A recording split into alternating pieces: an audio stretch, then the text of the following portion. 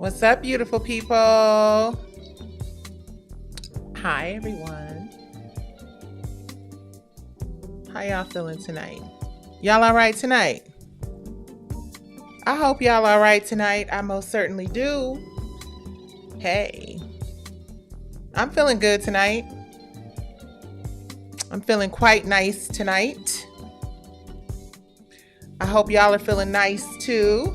Let me get my TikTok folks in here and get them situated. You feel me? You guys, it has been a long weekend. A long weekend. But we here. We made it. We made it. We made it to another episode of Nights with NICCI. Cheers. Cheers, beautiful people. Cheers, beautiful people. Let's see. We're going to go live on TikTok too.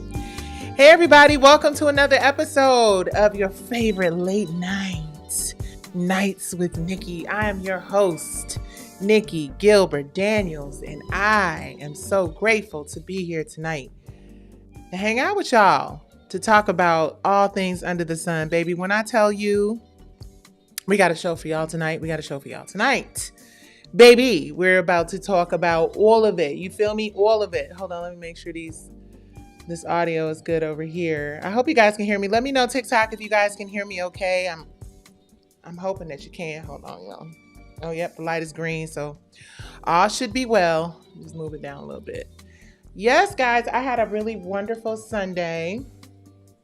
A lot of cool things happened today. I'll share with you all. Uh-oh. This magnet thing is like cool, but if you drop this mug, you drop it. Okay, there we go. That should be fine. First of all, welcome everyone. Where are we watching from? We are watching from TikTok. We are watching from Facebook. Let me put my glasses on so I can see y'all. How you doing? How you feel? We're watching from Facebook. We are watching from TikTok. We are watching from X. We are watching from Insta. Hi, Insta. Let me see. I hope you guys are good to go. I know that I'm good to go. Y'all didn't tell me I got all this oil on my face, honey. Mama got oil on her face and everything. I like to grease my skin up real good. All right, let me stop our favorite theme song. My glasses are still a little smudgy. Get these glasses in order. You guys, we got a good show for y'all tonight. I'm kind of excited. Not kind of excited. I am quite excited to talk to you guys about a lot of what the helly is going on out here in these entertainment industry streets. So many things, honey. I done heard that. Did I shout everybody out? I'm sorry. LinkedIn, Facebook, X, Insta, TikTok. Am I leaving anybody out? I don't think so. Oh, and of course, my babies over at WIRF.TV YouTube channel. You guys, tonight after our regular show and our regular hot topics, I'm going to share. Why is it still greasy, honey? I need a wipe. Tonight after our regular show, I'm going to share a sneak peek of some content from our Divine 9 TV platform. Very excited about sharing that with y'all. I'm going to talk to you guys a little bit about what it is and hot breath, maybe that'll help. What it is and when it's launching and all of those good things. But yeah, guys, welcome. Welcome to Nights with NICCI. Tonight we have a lot to talk about because there are a lot of celebrities in the news. We are going to talk about a few of them happen to be my favorite. So I hate that, I got to talk about it, but, I hope that I can add a different spin and a different perspective. But let me get some shout outs out of the way. I see you, Steph and Callie, for being, I'm sorry, KTTNR was number one. Miss B. Watkins, I see you. What's up, Jaguar Royalty? Thank you very much. Thank you, guys. I put on a red lip for y'all, so hopefully y'all can appreciate the red lip. Sorry about the glare. I know it might be a glare popping off somewhere. Hi, Marquisa. Hi, Marquisa. How are you? What up, DMV? I see you, DMV. Let me check out and see who is watching me on my YouTube. Ubiquitous. I see you, baby. Hi, Victoria. I see you.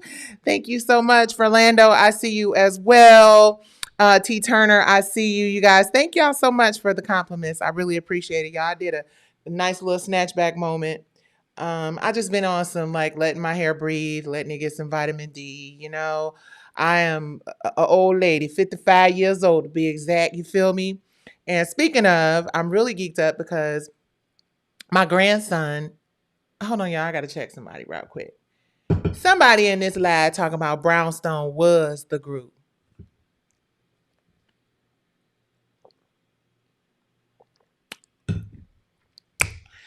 Let me sip a little more of my protein shake. Baby, that was needs to be present tense, honey. Because Brownstone is about to be at Hampton University for the homecoming, alumni homecoming next Friday and with Wale and Wyclef. So we not only was the group, we still is the group. So please give us a round of applause for being a group that's been around these hip hops for 31 years and counting. So no, I don't mean to be, obviously a joke. I know you didn't mean any disrespect by that at all. Thank you, Chi Chi, for real. That's right. I said, where's my flake? She said it exactly that. Brownstone still is the group, honey. I might just be, thank you very much. Thank you very much. Let's just keep it all the way real. So Hampton, we excited to see you guys at the, Hampton University homecoming. We'll be there. So come hang out. Hi, TikTok. Oh, let me say hi to my TikTok babies. I'm sorry. I said, hi, Nikki baby. Hi, Lady Shonda. Hi, Granny. Yep, I see you, Sora. Somebody said you look better now than on R&B Divas. Okay, then. I'll take it. Whatever. It's a compliment. Backhanded, but I'll take it nonetheless. Finally we get P Valley back. Y'all sure do. Hey, you want the attention, let's give it to you. They get P Valley back. Go watch it right now. Go watch it right now. Okay? Now you no longer have the excuse of why it ain't here. That's what you got. No longer the excuse. But we're not talking about that. We are talking about how we are moving forward and doing some really cool stuff. So let me just say that my amazing, incredible, awesome sauce grandson who told me that he wanted to be an actor. Hello. He told me he wanted to be an actor. I said, as long as you're an actor and a lawyer or entrepreneur of some kind. But we can't just be acting. Or if you're an actor and you're acting in your movies that you write and produce and have ownership of. That's what Nana working on. That's what Granny and Auntie and sister and cousin Nikki and friend Nikki is working on right now, making sure that our future has better opportunities in the business than we did. And we can leave this business for them better than it was for us. Because yeah, baby, this business is so let's get on into it. We're going to get into some hot topics. But again, a big round of applause for my grandson and a few of his buddies who took the first step towards their illustrious acting career. I really like their acting coach a lot. Nice young man. I feel like the kids are going to, have a great opportunity and I'm excited about that. You guys, please make sure if you are tuning in or watching me on WIRF.TV YouTube channel that you please do me the kind gesture of hitting the like. But that's that light. Let me turn this light off. I think that's what's in my eye. Hold on, you guys. That's that extra light I was using for something else. And I really just want to, there we go. Yes, it's no longer in my eye. It is gone. Yes, it's not as bright, but it is bright enough. You can still see me. Yes. Good. I hope you guys can still see I. But anyway, or is it better with the light? Maybe it's better with the light. Okay, I guess. I'm gonna leave my husband set up alone because, hard-headed ass always messing with stuff. Excited to announce that we are pivoting into the technology space. I'm very geeked up. Oh, thank you so much for the super chat, Ubiquitous. I appreciate you very, very much. I appreciate we are viewer supported. So it means the world to me when you donate and share. I appreciate that because we are listener and viewer supported. Speaking of, you guys, MTV is closing its doors. Now that is some crazy sugar honey iced tea. because MTV is like MTV. What's going on with MTV? How, why? I can tell you why. The reason MTV is closing its doors is because streaming is the wave of the future. If you don't know, now you know. Well, you can do some really incredible things in terms of content and story. You don't need a fortune or an arm and a leg. I'm really excited to say that, yes, while things may not have panned out for me the way that I had hoped, or the way that I had expected, yes, people are shocked to hear MTV is actually, and that is the reason. They were very transparent about the reason. The reason why MTV is closing its doors is because streaming has taken over. And right, remember when people used to say, I want my MTV? Absolutely. Streaming is taking over, and you can just, there's just so much content out there, so much content, so much information, just like we streaming right now, live streaming. I mean, imagine shit. I still remember when you had to get your ass up and walk up to the TV and turn the knob to the channel that you wanted. And while you was turning the knob to the channel that you wanted, it was a whole bunch of staticky ass snow channels that you would hit when you change the channel. So I have to say we have definitely evolved as a society. And I know they talking about 3-Eye Atlas and all that other stuff. I would not be so surprised if one day in November we all realize that we are not alone, because I already believe, I'm not gonna get into the whole conspiracy. Please hit like, you guys. Please hit like. Please hit share. Share this video, because we're gonna get into the dialogue. Well, most of the time it just be a monologue, my big ass mouth talking to y'all, but y'all get it. Anywho, I do believe my mother, let me just share this real quick. My mom was just an incredible woman. I always refer to her as a one-woman army. Thank you guys for the hearts. I appreciate you guys. Thank y'all so much.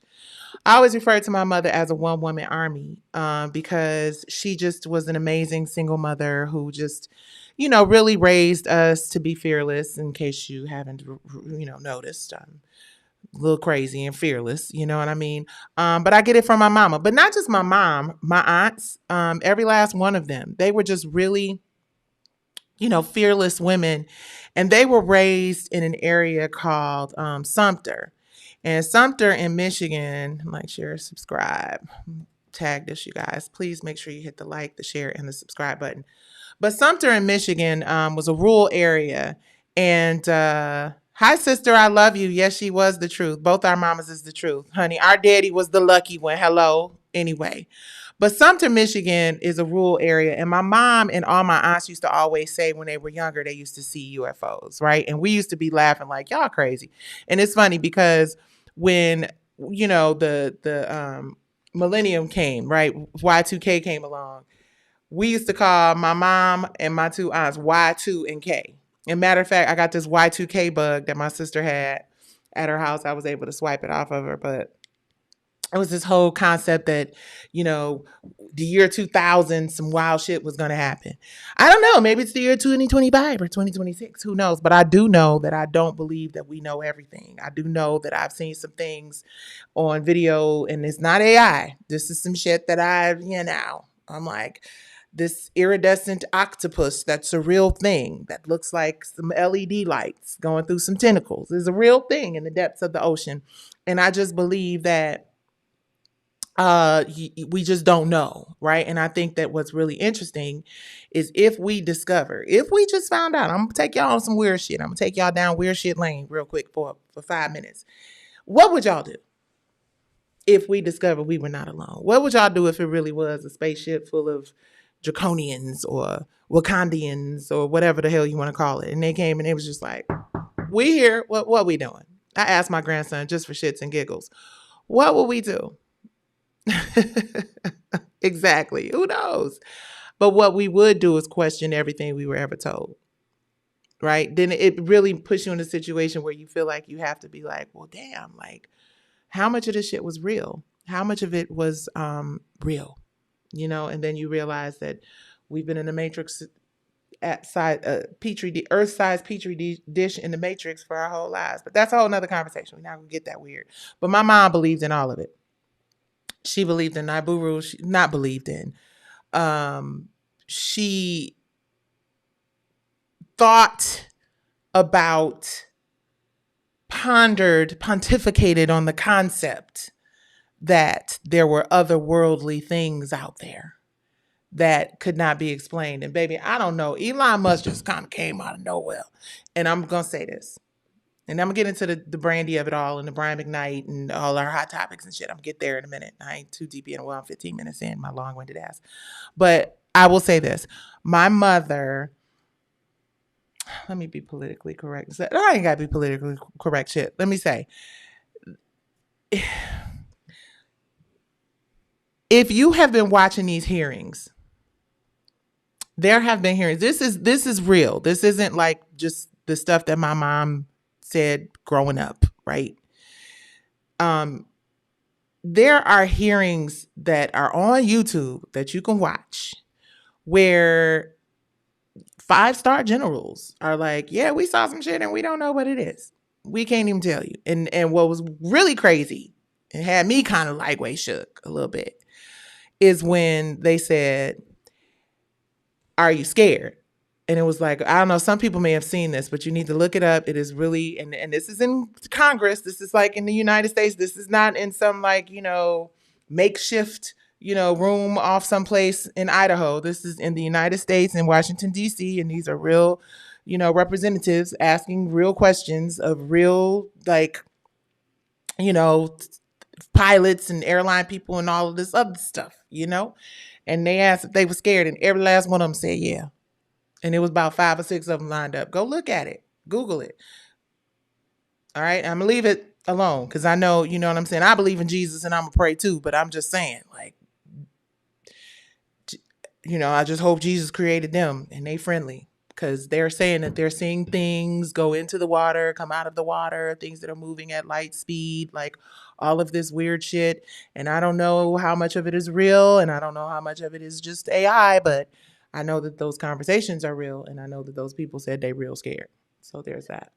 So all y'all people that's dropping all of them P-Valley bombs in my TikTok, ain't none of us gonna be watching P-Valley. We gonna be watching Lost in Space, the Jetsons, the land of the motherfucking lost. Look, I'm a 70s Johnny Sacco, giant robot. We gonna be watching, all that shit that they was trying to tell us was gonna happen way back in the day.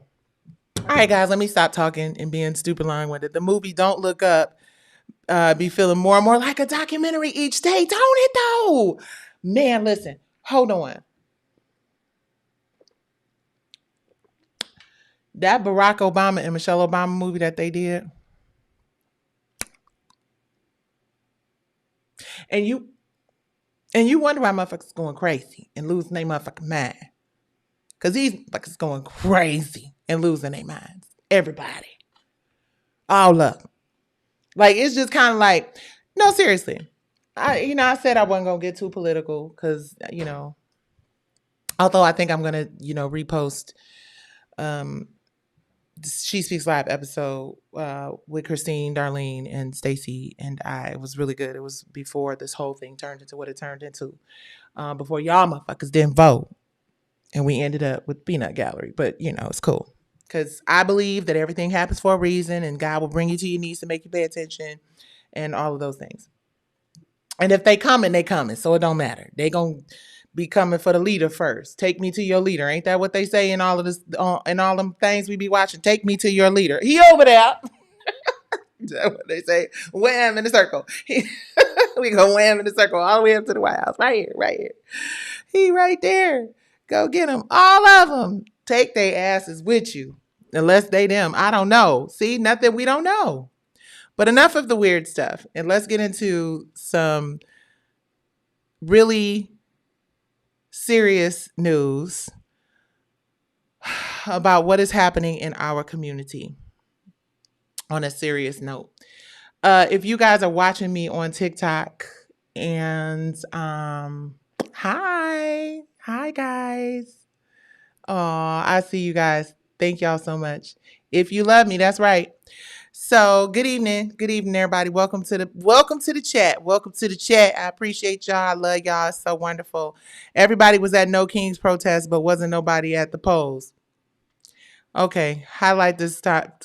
Everybody was at the No Kings protest, but nobody was at the polls. It's a whole lot of people who I think regret their decisions. I'm not gonna hold you up, but sometimes that's what has to happen. You know, like I said, God bring you to your knees and make you pay attention. All we can do is hope that it is not too late. And we are the resilient ones. That is what we know for sure. We are the resilient ones. But speaking of resilient, you guys, let's get into some of these stories that are quite disappointing and alarming. We're going into the holiday season, y'all. And unfortunately, it is looking like, this story comes from Baller Alert. It looks like millions of Americans who depend on SNAP are bracing for what could be one of the most critical food assistance crises in recent history. The ongoing government shutdown has created a funding freeze that could stop EBT benefits as early as next month, right? During who does that during Thanksgiving? Anyway, according to a letter obtained by ABC News, Ronald Ward, the acting head of SNAP, told state officials that the program has only enough funding to cover October. He warned that if the shutdown continues, there will be insufficient funds to pay full November SNAP benefits for approximately 42 million individuals across the nation. The warning comes as federal agencies continue to operate without a budget, leaving programs like SNAP and WIC in limbo.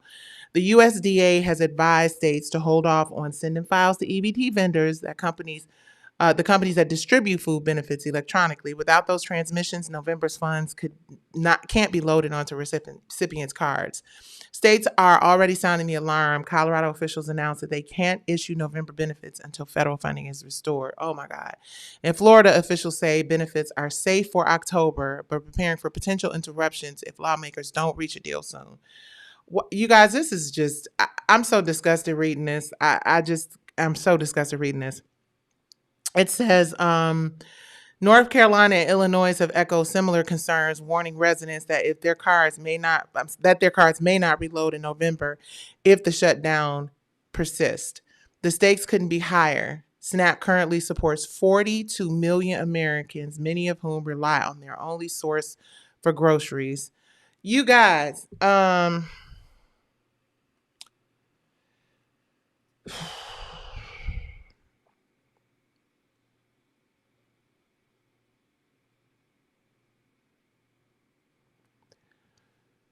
I don't even really know what to say. I mean, I don't really even know what to say. Like, the idea of babies not being able to eat for any day, anytime, right? But to go into the holidays, we're not even talking about Christmas toys and Christmas gifts. We're talking about people having the ability to eat, to buy groceries, to buy food. And you know that it doesn't affect everybody. It's not going to affect everybody. It's going to really fuck up Black households.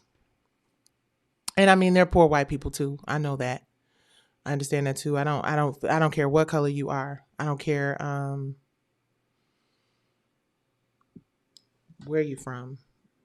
Nobody should starve. Not in a country where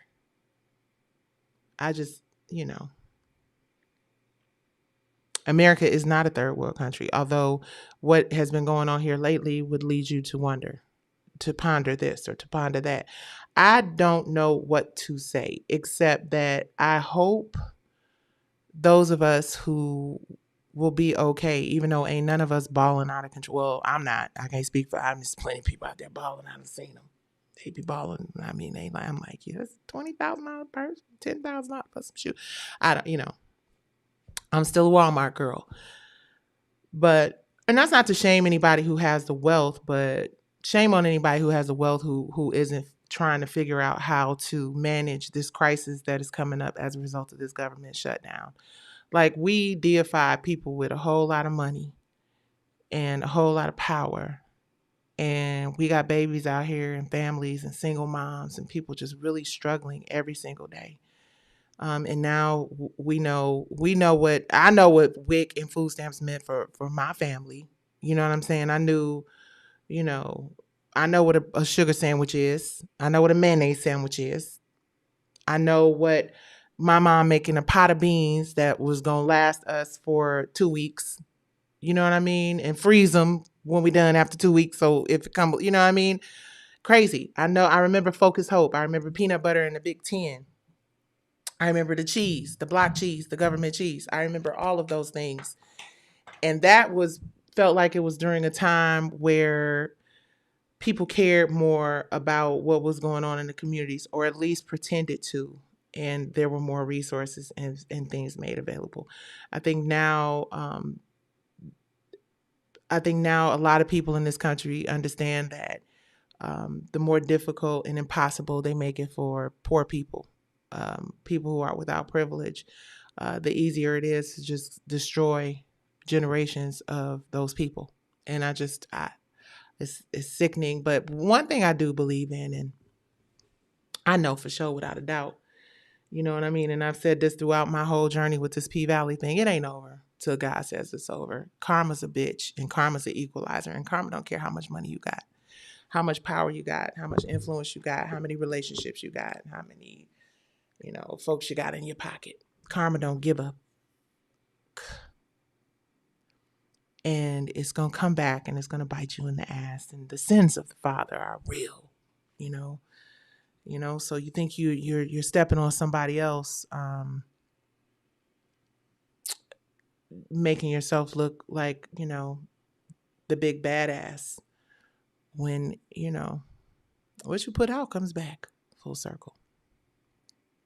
Very, very sad that there will be people who are going to be waiting for their stamp. So I want to do something. I don't know what. It's not a lot. I mean, I owe everybody and their mama a whole lot of money because of what happened in this case. So I don't have a lot of resources, but I have talent and I have relationships and I have the mind to come up with something. And I just, after reading this, even if we can only feed 20 families, even if we can only help 15 or 20 people, I want to do something. So calling all divas, calling all people who care.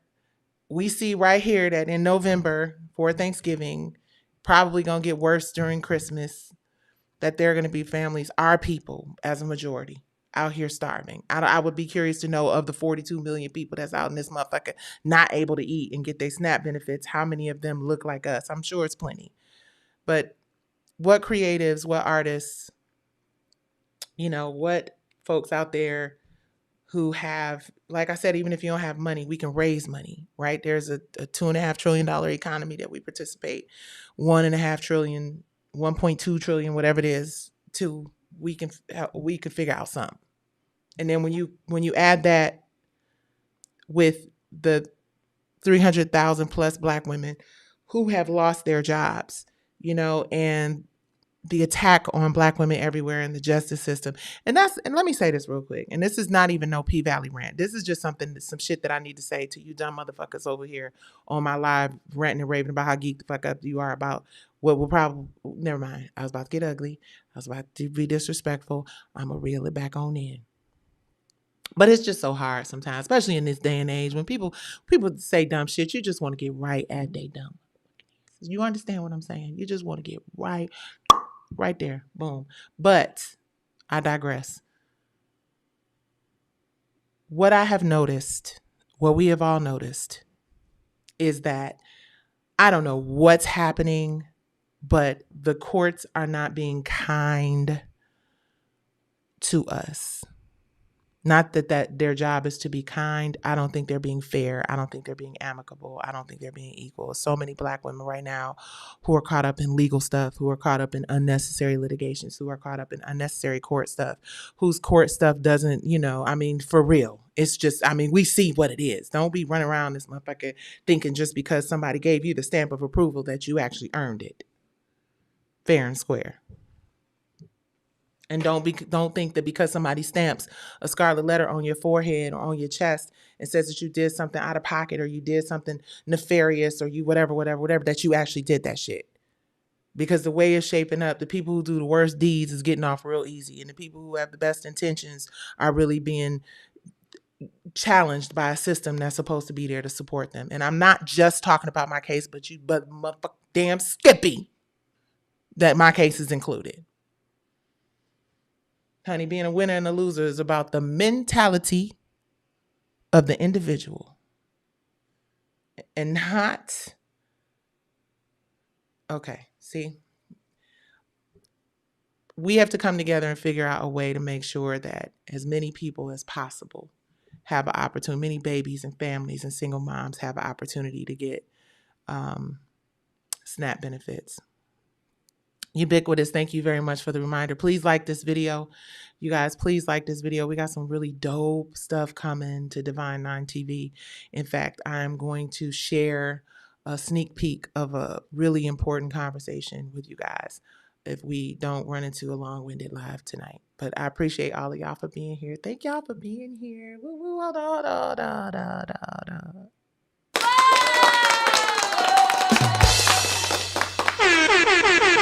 Hey, thank y'all for being here.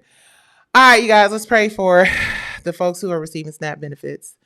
Open letter to the Grammys. Oh boy, oh boy, oh boy. I was going to leave this one here alone, and I ain't going to tell you why I was going to leave this one here alone. You guys, we got some good stories tonight. We are talking LAILA Ali and Claressa Shields. We are talking Brian Mcknight's crazy motherfucking hands. And we are talking Brandy and what went on at that concert. Got some perspective that I'm going to share about what happened there. But where is my story? My story's missing. Oh my God. Hold on, guys. Hold on. Oh, that's the Jasmine brand. Okay, guys, so this is really interesting. I was not going to cover this story because I have my own personal issues with the messenger.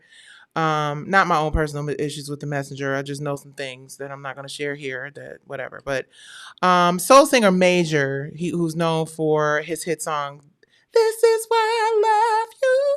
It's a great record. Very great record. He penned an open letter to the Grammys due to unfair category switches and or at the last minute. Okay, I'm not going to read the whole letter. I'm going to share some of it. But he says, "I'm Major, a Grammy-nominated platinum soul artist who has been an actively engaged member of the Recording Academy for well over 10 years, both locally and nationally. I respect and believe in our mission is fair, equitable representation of all creators and professional participants within the industry. The Academy's progress, specifically under the leadership of President Harvey Mason, has been impressively significant, but we still have a ways to go. With that being said, I submit this letter the day after the first round Grammy voting was closed with purest intention to advocate for myself and many artist peers who are fearful of their voices and whether they'll be ignored or blackballed. To be clear, after directly expressing this shared grievance with executive leadership, I'm anticipating swift and thoughtful change for all of us. We know that conversation doesn't always lead to change. However, true change can only start with a conversation. I am hopeful, but the urgency is now. The issue is, I believe the intentions are mostly pure, but our standing Grammy screening committees, as is, have consistently missed the mark. The window to screen submissions and convey changes, blah blah blah. That's a lot of what he's saying here is some internal Grammy stuff. I'm also a member of the Recording Academy as well. He talks about his music. He says, "Make no mistakes, although I'm very proud of my work this year, my issue is not about needing to win a trophy. This is a matter of function and transparency. Something has to change. Artist teams should be given ample time to address changes." So there are some last minute changes that happen and the intent and this and that and whatever. Okay. I didn't mean to sound flippant when I said whatever. But if you want to hear like his whole spiel, then, oh my God, it's 111. That's Maxi's birthday. I love you, Maxi. I love you, sister, and I miss you so much. Jesus. Okay. Whenever I see that 111. Oh, and it's 1111 and at 111. Lord God bless everybody. who can hear my voice, Lord God. Bless us and protect us from all hurt, harm, and danger, dear Jesus. Bless everyone physically, mentally, spiritually. Bless the families that need food. Bless the folks who are participating in this government shutdown, Lord God. The people affected and impacted by this government shutdown, Lord God. I pray for world peace. I pray for unity amongst our community, Lord God. And I pray for peace within the races, Jesus. In your mighty name, I pray and I thank you for all these wonderful blessings, dear God. Bless everyone listening, everyone watching, Lord God. Protect and heal all those in need. Anybody dealing with loved ones, sickness, illness of any kind, Lord God, I pray healing over their bodies, their minds, their spirits. In Jesus' mighty name, I pray and I thank you, Lord. Amen. I'm sorry. Not sorry. So yeah, let me get into this major Grammy situation a little bit, y'all, because listen here to Auntie Nikki. Okay. Now I got to be careful about how I say things because I like to try to stay halfway neutral in this motherfucker. You know what I'm saying? Because at the end of the day, you know what I mean? I believe that we can disagree or have a difference of opinion and still be respectful and honest and thoughtful in our conversation. Please hit the like button. And let me say this as well, which according to my husband, I don't remind y'all of often enough. Our Cash App is Fight the number 4 and WIRF. Fight the number 4 and WIRF. We are viewer supported and listener supported. Okay, we have no sponsors, but if you're interested in sponsoring Nights with Nikki, baby, we done hit. Oh, we didn't have our 20,000 plus. Thanks to you all. Thanks to you all. We had 20K plus subscribers on the YouTube. I appreciate y'all so much. Major. Let me get into this major thing. So here's the deal. Here's the deal, Malto Meal, like my drama teacher Susan Story used to say. The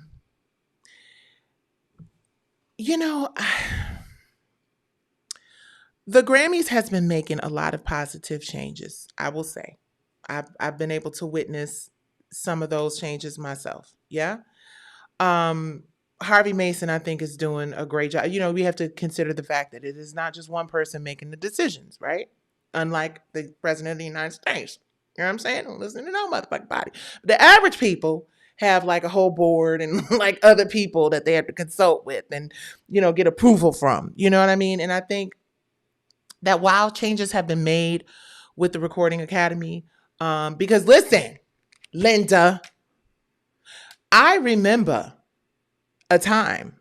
Well, the reason why this whole overhaul happened, baby, there was some really shady shenanigans going on with the person who was the head of this whole little situation with the Recording Academy. You know what I'm saying? There was some things that were said that were highly inappropriate. Do your research. I'm not going to talk about all of it here, but yeah.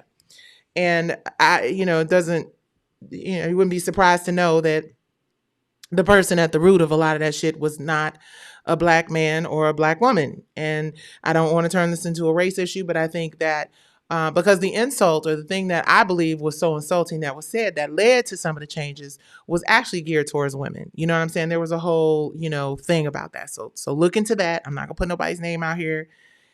But they have made strides. Have they made enough? I guess is the question. Well, I mean, here's the deal. If you really think about this entertainment industry of ours, if you just look at what's happened with Diddy, if you look at the 5 people who are always the same 5 people, I mean, look at what happened with Beyonce at the Grammy. Like, I mean, come on. Are we still actually believing that this is a fair and amicable process? Do we believe that anything connected to Hollywood and entertainment is actually and factually a fair and amicable process? I'll wait. I don't think anything about entertainment, media, music is fair, just, or amicable. I don't think, and I understand change. In order for change has to be made, you have to speak up, you have to advocate, you have to be transparent. But are we really expecting to change a system that has been in place overnight. Oh, Marquita Olive. Thank you, Marquita. Marquita became a member. I want to thank you, Marquita, for becoming a member. It's been a long time since I had a new member. I owe my thanks to you. Okay, that was so random. Thank you so much, Marquita. I haven't had a member in forever. Thank you for becoming a member. I really appreciate that. Thank you, sis. I really appreciate you. But yeah, I just don't think that it is realistic for us to believe that we can come in and change a system that has been this system for 569 million years. I think that we have really got to put on our big girl and big boy panties, and we have got to start building our own and amplifying the positive changes that are being made in establishments that ain't gonna give you everything that you're asking for, but they gonna at least show some movement in an artist-friendly direction, an artist, upwardly mobile artist direction. So I applaud Major for, speaking truth to power and sharing, his truth. But I just think that there are only so many things that these systems that have been in place for a very, very long time, there's only so many things that we can expect to change within those systems. What we have to do is come together and build together. It has to be equally as important to have our own award shows where we acknowledge one another and we award one another and we applaud one another, and it has to mean as much. I get that everybody wants an Oscar. I get that everybody wants a Grammy. I get that everybody wants you want that mainstream recognition, but how much more do we have to say than MTV is shutting their motherfucking doors because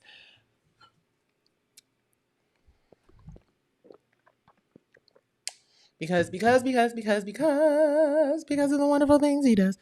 Because streaming and reaching direct to consumer and having the ability to connect with your audience is what is and what will always be the most lucrative and most impactful move you can make.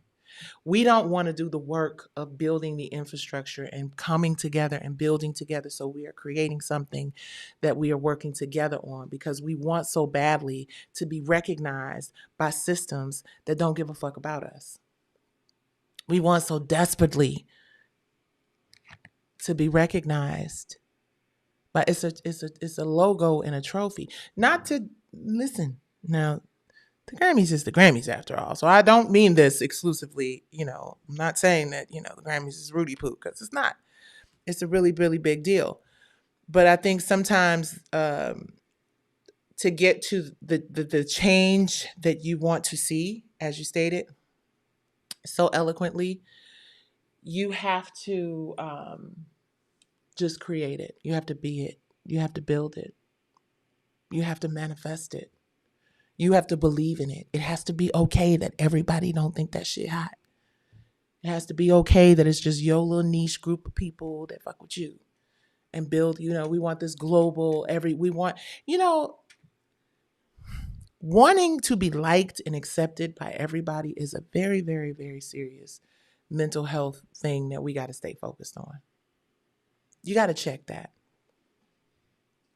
Being taught that the more people that like you, the more value you bring to the world and the more doper you are and more of a bad bitch or R&B king or whatever you want to call it. Impact is not always about quantity. It's more often about quality, because everybody's not a leader that's going to change the world. But if you and your little small intimate group churns out one that does, then your impact is far greater than somebody who has all of the accolades and the awards from all of the places. So I applaud. Let's go on ahead and let's give this brother his flowers. speaking up, because it's not easy to speak up, you know. And as a person who's an advocate for creatives, I definitely want to encourage all creatives to just continue to speak up. Brian Mcknight, you guys, Brian Mcknight. Children, gather.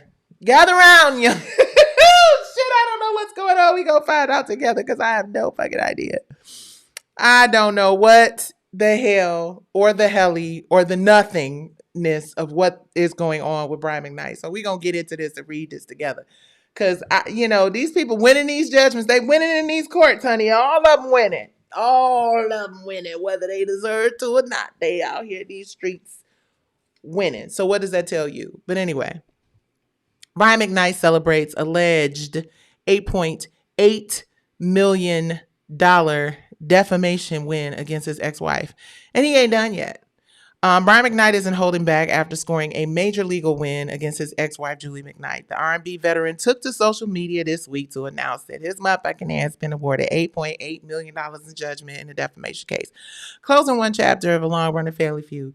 In the video he posted online, appeared to be cheerful, confident, puffing on a cigar while reflecting on the court's decision. It's been a long journey to get to this day, October 16, 2025, he said. But here we are in the English countryside, about half an hour outside of London, and the verdict is in. Cheerio, the singer continued, trying to ruin my name with bringing on. No, let me be serious. Trying to ruin my name and trying to bring harm to my family in a book filled with lies equals $8.8 million. And this is just the beginning. Mcknight warned that anyone else who helped spread false claims would soon be hearing from his lawyers. To drive his point, Mcknight played that what he claimed was a voicemail from Julie about their late son, Nico. Okay, so I'm not going to play the voicemail, and I'm not going to get into too many details about the situation with their late son, Nico. First of all, rest in peace, young brother.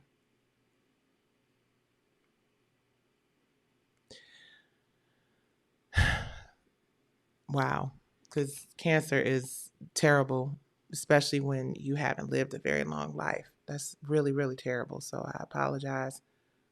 That's crazy. Okay. That's why I try to stay light on this subject, but I guess it's disrespectful to do that. Please hit like, you guys. And thank you again, Marquita, for becoming a member. I really appreciate you. Deshaun says that Brian Mcknight is such a scumbag, tired of him. Seabreeze says, I love Mr. Mcknight's music and I don't have to love his choices. And we go get into this Brandy conversations. We need to own our come on, Firebound TV, stop playing. Firebound TV says it plain and simple. This is exactly, Firebound TV says it plain and simple, and this is exactly it. We need our own platforms, Black powerful platforms. People act like it's something wrong to have stuff that's just for Black people. It's not a problem to have stuff for other races. That's right. That's why we're doing Divine Nine TV, baby. Please make sure you hit the like button, share button. And if you feel froggish, please leap into the Cash app. So, Brian Mcknight, for him to celebrate, his public image is already damaged. Hey, Petty King. Hey, boo, hey. His public image is already damaged, probably beyond repair. For him to celebrate his deceased son's birthday, yeah, it's trifling. What up, Doe Tone? I see you, brother. Blessings to you from me and mine to you and yours. Absolutely. Sending you nothing but love and respect, brother. So here's the thing, you guys. Maxie actually went to school with Brian Mcknight. Now, y'all know we just way too comfortable. For those of you who saw that, please forgive me. Look, I'm keeping it real. Yes, I was just adjusting my bra. That show did. She sure did. Ain't no shame in my game. I'm on here having a conversation with y'all like we family, so we gonna act like it. Please hit like, share, and subscribe. I appreciate you guys. He actually does not care. Sister, exactly. So here's the thing, you guys. You know, Brother Brian.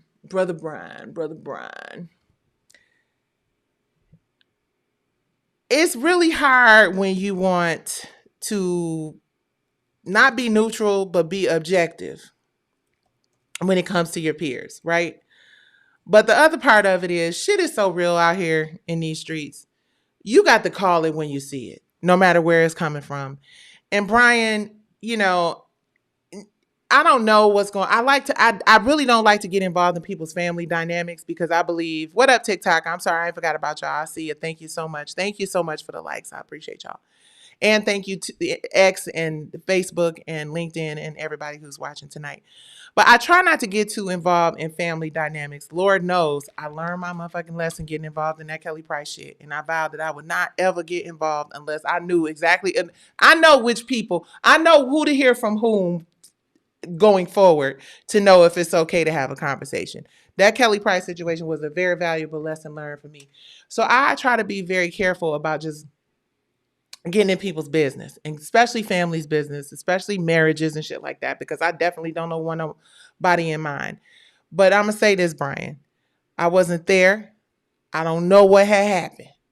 But I do know that it looks insensitive, it looks cold, it looks calculated, it looks very disrespectful and very inconsiderate because the woman that at some point you obviously loved enough to make kids with is obviously already suffering tremendously because she lost her son. I can't even imagine what it would be like. Well, I guess I can't fucking imagine what it would be like because I mean, I lost my sister to cancer and I'm still faced with a judgment and people hallelujah and it's about celebrating this shit. And thank God I'm emotionally intelligent enough not to click the fuck out, right? But not everybody has the capacity to deal with that kind of shit with the level of grace required to make sure that you don't get your or worse. I know that sounds severe, but I cannot imagine what it must feel like to have the father of your child celebrating a victory against you in a judgment after so quickly after you lost your child. And, it just is not a good look. It just ain't. It just ain't a good look. And I know you could probably care less, right? Like I said, Maxie went to school with Brian, and honestly, he was real, hey and half-ass energy with us. So we ain't never really had that kind of energy, right? And I like to keep the sorority fraternity of R&B music and those of us still left around in this mug. I'd like to stay as neutral as we possibly can because you don't know the full breadth of a story. But the optics ain't good. The optics ain't good. And whatever it is that you won, whatever it was that you were allegedly awarded, is not worth the embarrassment that you should feel bragging about that shit when this woman has lost her baby, when you have lost a son. No matter what the family feud is. I'm beefing with a lot of people in my family right now because I got a lot of bubbleheads in that motherfucker. But I'm not going to pour salt into a wound or pour gasoline on a fire of grief. I just think that's really in poor taste. I just think that's really classless and stale. And I think that it really does speak to the delusional people who are given huge platforms to use as bully pulpits. But again, Karma, that bitch do not play. She do not play. Especially about black women. Say what you want to say about us, but it's something God put a little extra sauce on it. What goes around comes around full circle. So just when you thought you won, Karma comes around and says, no, not so fast. The sins of the father. No pun intended. So you got to be careful about what you put on other people. So, I mean, you want to be a POS, bruh. You want to be a PUSSY, be one of them too. Okay, let me go on to the next story. This story right here.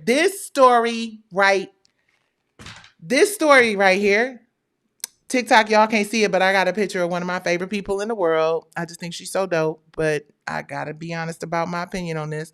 LAILA Ali. Baby, you can't tell. LAILA Ali is 90s fine. She is, one of my faves, hands down, one of my faves, which is why what I'm about to say is going to probably trip y'all out. But let's listen to it real quick. Real quick first, Layla Ali is calling out Claressa Shields, claiming that her father, Muhammad Ali, would have viewed Claressa as a generic wannabe. Ooh, my God, Jesus. Baby, that hurt my whole spirit. Hold on. Can y'all hear? I hope y'all can hear this. Hold on. Can y'all hear this? Y'all hear that?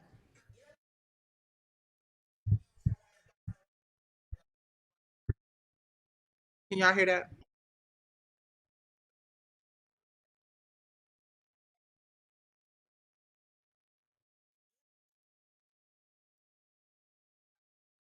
Y'all can't hear that?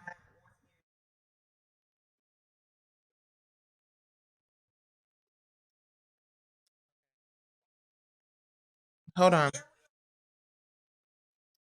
Okay, guys. So I can't play. I know y'all could probably hear it on TikTok. Okay, hold on one second. Let me find the story. So Layla Ali and Claressa Shields have been in the news recently. I'm going to read the story because for some reason you guys can't hear. And you guys will really be able to hear what I should have done is pulled the clip from Layla's YouTube channel. Because she has launched her YouTube channel, which I think is absolutely brilliant. Again, back to the whole concept of getting right at people, you know what I'm saying, and get right at your audience. Hold on, you guys. And Brandy is gonna be our last story. Um, hold on. I got to figure out why you can't hear it when I pull that thing. Okay, so apparently Layla Ali, I can't find it. I'm so mad. I'm so mad. Hold on. I hate that I'm taking this much time. So basically, Layla Ali has done a. She has a YouTube channel where she is hosting a conversation, right? A doc, um, where I was wondering if you guys could hear the Layla Ali thing. I know y'all can hear me.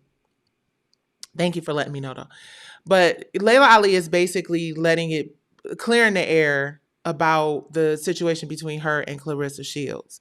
Now it's interesting because it reminds me, in a more pulled up, boxer, space or whatever. But it reminds me of the conversation that I had with Monifa. It's kind of one of them things where it's like, at first I was like, why are we even acknowledging it, right? But then I was like, oh shit, number one, this could be a setup for a fight. And if that's listen, Linda. All I need to do is sing the anthem. Browns don't just need to do the anthem if the fight happens. But I don't know. Based on what I'm seeing and hearing from Layla Ali. Um, I watched. It is very enlightening. Layla is real clear. She is not missing no words. She is being super direct, super no nonsense, as a woman of a certain age would be. Please hit like as you guys come in here. Layla made it very clear that she felt like Claressa started to be disrespectful and become disrespectful. Now, do I like this? No, I don't. I don't like it because let me say it this way. I love both ladies. You know, um, I understand the points that Layla is making. I think that these youngins out here, Claressa, baby, I'm gonna tread gently.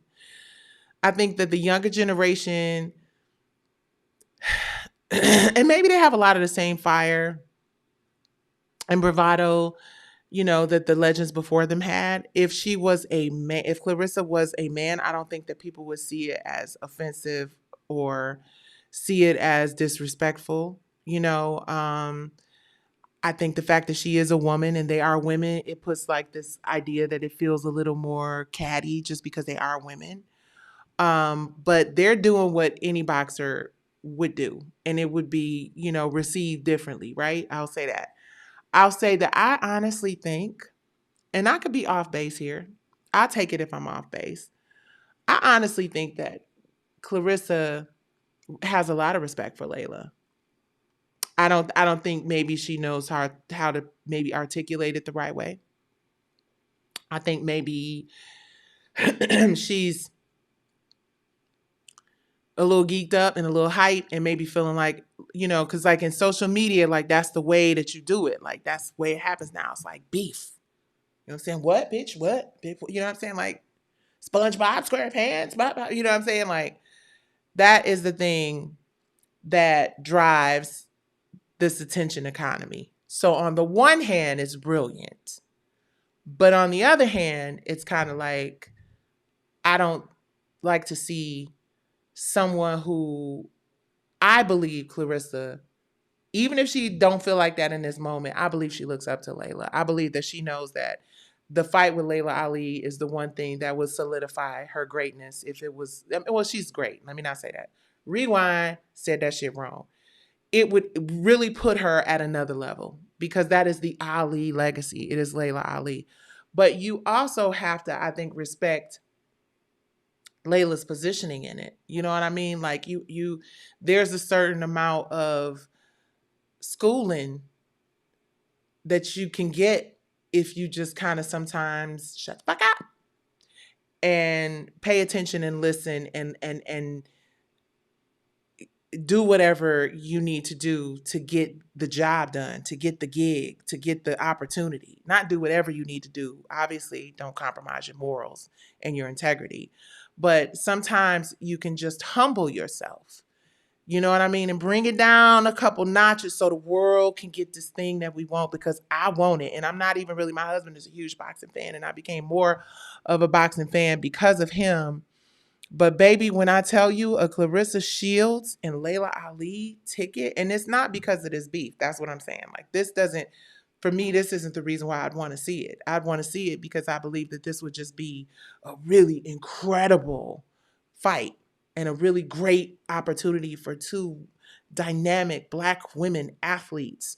Laila telling her that she needs to tighten up, that ain't disrespect. It's disrespect if you think your shit don't stink. It's disrespect because I'm an auntie that be out here in these streets probably giving way too much advice that is unsolicited to these young girls out here. I do. I do. That's me. I'm her. I'm not saying that's what Laila did, because Laila doesn't strike me as a real chatty, person. I'm saying if you want to make this thing happen, you have to humble yourself. And at the end of the day, the only thing that is more descriptive of the sport of boxing than the word boxing is the word Ali. Period. There's no other word that epitomizes or describes or legitimizes a sport, a word. The word boxing and Ali, which is more. So you got to put some respect on her name.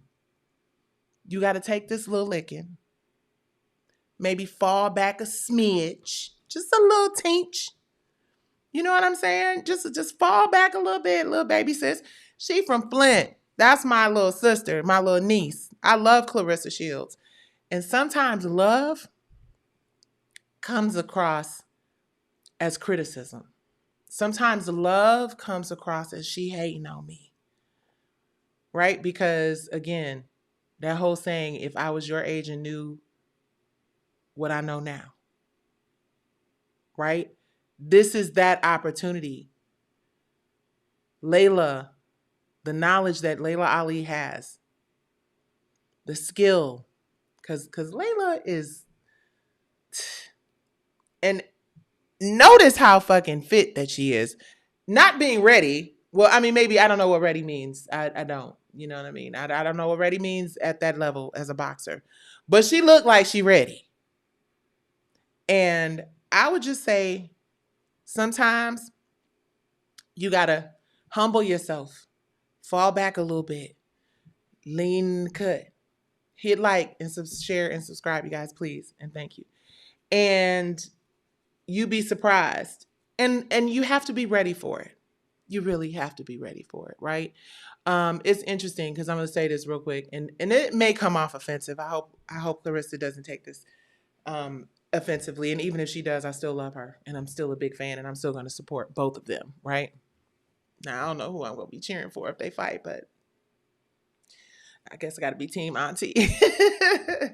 But like it's kind of like back in the '90s when you guys saw me on a couple of TV shows and stuff. Like I was on uh, Martin, and I was doing movies and things, right? And I remember the label being like, you got to do this album, you got to focus on this record, you got to focus on this record. You remember athletes? I think even Shaq had a rap album, like, you know what I'm saying? Like Claressa rapping now, it's red carpet moments, all up in the videos and whatnot. And for a fight like that, you gotta lock in, baby. You gotta lock in. Don't let the smooth age fool you. Don't let the smooth age fool you. Because LAILA be like, tap, tap, tap, tap, tap, pop, pop, tap, tap. You know what I'm saying? I'm just saying, I don't know who my money would be on. But get into the mindset of, I want to fight Laila Ali. Humble yourself and really receive that as like just, this would be the ultimate matchup. And give us what we've been waiting for, because I'm here for it. So, I mean, no disrespect to any of the ladies, because I think they're both tremendous athletes, and I would love to see them in the ring in the sport. That would be so awesome. Can I get a fan? Can I get an A fan? A fan? Okay, guys, let's get into this last story. My little portable air conditioner.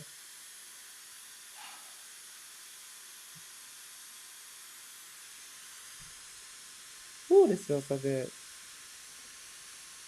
All right. I don't know if I told you guys this or not. Hold on. Why don't you turn off? Oops. Can't get the shit on and then don't want to turn off. I don't know if I told you guys this or not, but I have known Brandy and Ray J since they were like little babies. Not literally little baby. I've known Chloe and Hallie since they were very, very young, very little too. I think Brandy was probably about 12 or something, 13 maybe, when I met them. And just two of my faves, always going to be, I love their mom, Sonia. We actually did a play together called Twist.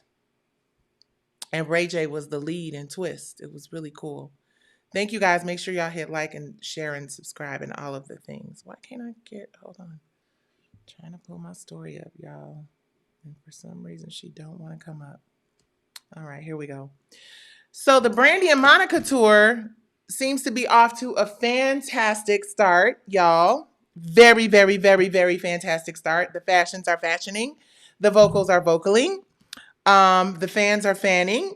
The promoters are promoting. Shout out to the Black Promoters Collective. I love those brothers. They really got an awesome tour on their hands. And I believe that this is going to be the beginning of a lot of really great opportunities for R&B just to be born again on so many levels, right? I think the streaming numbers are going to be up for everybody. I think the nostalgia of the 90s is one that is here to stay. And I love Brandy, Monica, Kelly Rowland, Mooney Long, and all of the ladies. But in just a little bit of, I wouldn't even necessarily call it bad news or sad news or scary news. I would call it human news. And a little bit of human news. Brandy is expressing gratitude, and this story is courtesy of the Jasmine brand. I do have one other thing we'll talk about at the very end. This is kind of important. But Brandy's expressing gratitude and transparency after her Chicago concert came to an unexpected halt due to a health scare. In a heartfelt message shared by fans, the Grammy Award-winning singer apologized for an abrupt end to her performance, explaining that after weeks of nonstop rehearsal, she began experiencing dehydration and feelings of wanting to faint during the show. Everyone involved agreed that prioritizing my well-being was the utmost importance, she wrote. Despite feeling unwell, Brandy said, "Uh-oh, Sorry, I don't understand. Despite feeling unwell, Brandy said that she attempted to return to the stage and finish her set. However, due to technical challenges, she wasn't able to fully connect with production. I really appreciate everyone's best efforts. The Full Moon singer went on to thank longtime collaborator Monica for stepping in with grace and professionalism, along with the entire crew for their care and support. Brandy shared that she saw a doctor after leaving the arena and has since taken proper precautions to move forward. She assured fans that she's recovering and eager to get back on stage. I look forward to returning to the stage stronger and more grateful than ever alongside my girl Monica tonight in Indianapolis, she concluded. So, first of all, bravo, Brandy. Bravo. And the reason I say bravo is because the reason why so many of our greats ultimately end up going down to the great up beyonder is because they do not listen to their bodies and do not listen to their minds and their spirits and acknowledge when it's time for them to exit stage right, even if that means you are mid song.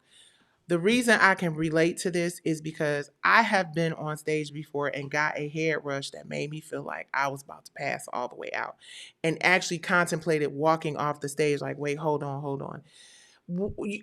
I think as people who listen to our music and support us, which we're so grateful to you guys for, I think,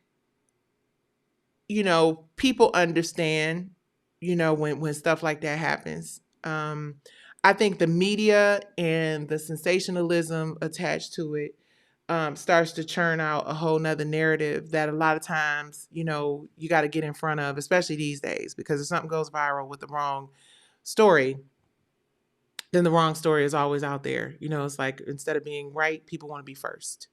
So I'm glad that Brandy got ahead of it and, just told the truth, which is, because imagine all of the rehearsals and stuff that they were going through in preparation for this. Imagine the fucking anxiety, hello, of being on one of the most talked about tours in the whole of the world.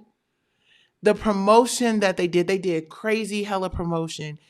And, if some people may be able to relate to this, if you're an athlete, if you're an entertainer, whatever, sometimes the anxiety and the excitement of something coming has just as much a negative impact on your body, especially if you're going real hard to prepare for it, right? As a negative feeling or emotion, right? Heart still flutters, cold sweat still happen, anxiety still occurs, right? I'm glad Brandy is okay. I'm glad she's clear to perform. I'm glad Monica stepped up for her.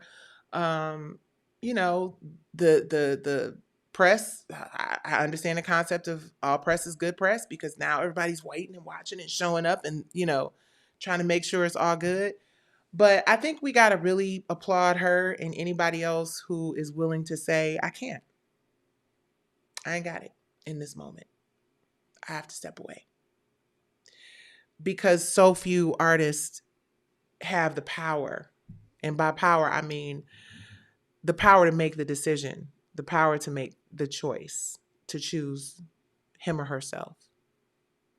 Instead, they self-medicate or push through anyway and fall apart later. I'm just glad she listened to her body and she took that moment, because had she passed out on stage, it would have been a whole nother other thing, And it's real time. People are performing live on stage, real time, and real shit happens in real time, I mean, you might get bubble guts in the middle of a performance and need to figure that shit out. You know what I mean? We're human beings. So you have to really give credit where credit is due. I was at the Friday show in Milwaukee and everybody sounded awesome. We did experience some sound issues during Kelly's set. Though they needed to turn Monica's mic up, she kept telling them, yeah, and it's the beginning, you guys. It's the beginning of the tour. So you know what? This is the thing. And this is something that I'm really grateful that I sing with women, Erin and Alexis, right? Because sometimes when you on that stage, look, when we live, my audio don't be right sometimes, right? You know what I mean? our sound engineers, our audio people, they are human beings with families and kids and stresses, and mistakes happen. Some things are due to like technicalities and building and wires and shit like that. And I've had plenty of shows. I'll never forget, we had a show and the sound went completely out and we did the whole show a cappella. People have actually come up to me and been like, "Oh, I was at that show when the sound went out and you guys did a cappella." I think cussing sound people out, throwing mics and being pissed and being angry and being disrespectful is terrible behavior. Because what sound person wants you to be like, the sound guy over there by the light standing next to the pole, he's fucking up y'all show. Like, who wants that kind of attention? So most sound engineers and sound people who want to keep working, you know, don't do it intentionally. It is something that is difficult to determine when it happens, and while it's happening mid-show, it's hard to fix. Although I understand that wasn't the issue with Brandy. I just kind of went off on that tangent because I've seen some sound people get really disrespected, and I'm just glad that I operate in a unit and in a group where we have a lot of respect for that. Now, don't get me wrong. Now, I will say after the fact, yeah, that wasn't the best, or look over to the side and be like, I can't hear. I'll pull an earpiece out of my ear, the whole 9 yards. And that's the other thing a lot of people don't know as creatives. Please hit the like button, you guys. Please hit like, please hit share, and please hit subscribe. Um, you just have to give grace, right? Especially in this day and age when so much is going on. You just have to give grace. Beyond Blessed said, how do they handle all those people wanting refunds?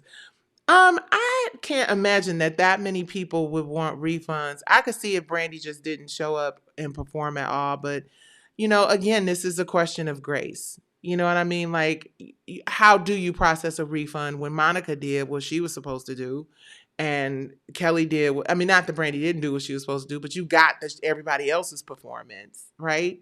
And those things happen sometimes. You got some of Brandy, right? So what do? Okay, I'm gonna take off a third of the price of my ticket. No, shit happens. You got to give people grace, and if it's a situation where there's some kind of way that it could be made up, then that is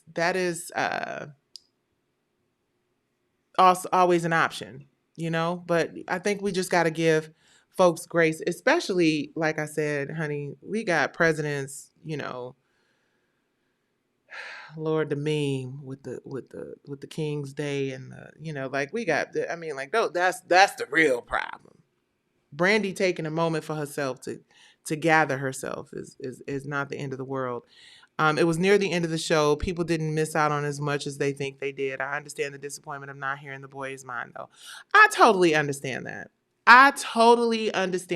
But you're that disappointed from not getting the boy is mine that you want to ask for a refund of the whole show, or you just kind of like, damn, I really wanted to hear the boy is mine, and maybe if you got a ticket stub and you didn't hear the boy is mine, maybe they'll go and sing it on live and invite that particular audience that didn't get it to perform. There I go, always coming up with a solution to a problem ain't got shit to do with me.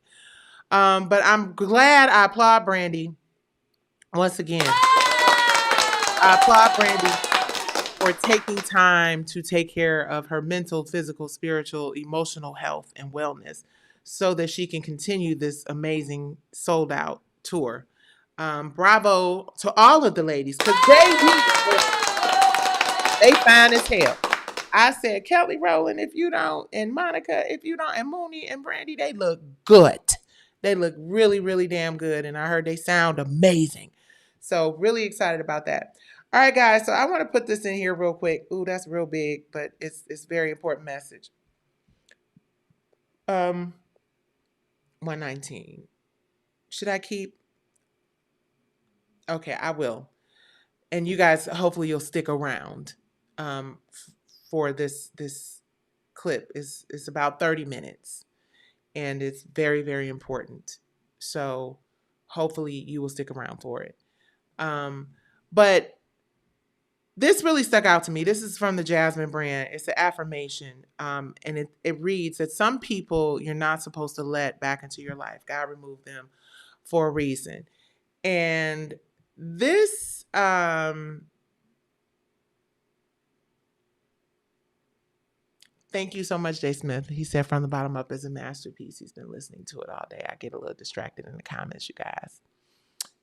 I own the masters. It's streaming on all platforms. Please make sure you stream it. My favorite song, I'm trying to decide which one it is, but thank you so much. I really appreciate that because, yeah, it's one of my favorite albums. Some people you're not supposed to let back into your life. God removed them for a reason. So, and this is a good segue into what I'm about to play, you guys. I know this has been a long live. I hope you guys stick around to see this conversation. I've had a lot of people reaching out to me. I'm a person who people I love and friends and whatnot, like, hey, what you think of this, right? I think of myself as kind of a sounding board and advice giver, and I'm grateful that I have really great sounding boards and advice givers for me. But what I've noticed is that a lot of people have been stuck in a cycle of either feeling guilt about relationships that they let go of, not knowing how to let go of certain relationships, not knowing if, if it's expired friendship that you're trying to rekindle, my ass trying to invite R&B divas back, whatever. But this really spoke to me because I was talking to somebody today and they asked this question, like, how do you know when you've given all you can give to a situation, to a relationship, to a friendship, whatever? How do you know that you're not giving up too early, especially when it's family? That's the hard one. That's a really, really, really hard one. Especially for me. I ain't gonna hold your ass up.